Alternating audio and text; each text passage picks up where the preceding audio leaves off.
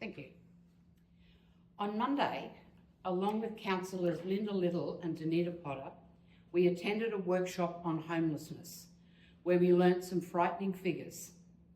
There are 122,494 people estimated homeless in Australia.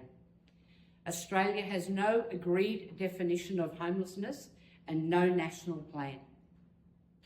Social housing stock is low across the country, and although there are funding agreements on housing and homelessness between federal and state government, it's a very small percentage of their budgets.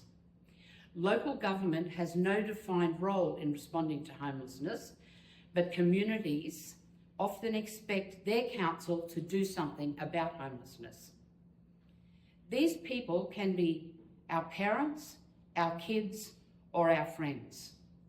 And I will quote Jocelyn Carter from the New York Department of Homeless Services. Homelessness is just an experience and not who you are. It is not a criminal activity, not a misfortune. It is people who are going through an experience at a point in time. We were addressed by a number of people who were homeless. One lady was in her 70s and was unable to find affordable property and was living in her car. Another was a lady in her 80s, and while she had found accommodation, it was very expensive and she was struggling to afford her rent. She had been homeless for some time and was very concerned that she was vulnerable should any unforeseen expense or a rent increase come up. She had owned her own home, but while nursing her invalid husband, her daughter had her father sign the house over to her. The daughter then sold the family home and the mother became homeless. Another lady who addressed the forum was made homeless due to domestic violence.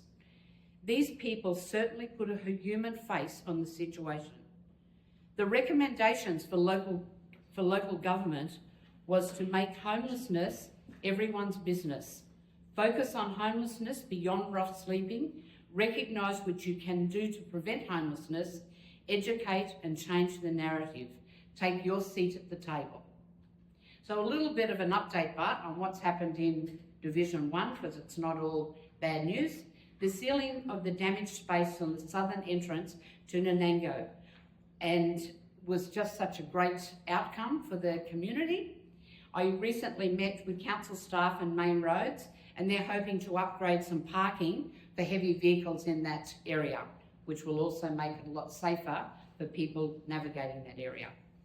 Also, the signs have gone up to try and keep traffic moving in the business area, which is another great outcome because, as everyone knows, parking is becoming a priority in all business areas of town. I was very impressed with the footpath upgrade of the footpath out front of the Palace Hotel, and I'm sure once the parking is finished there and the barricades removed, everyone's going to see it much easier to walk down that area. Thank you, and I hope I kept to my 400 words.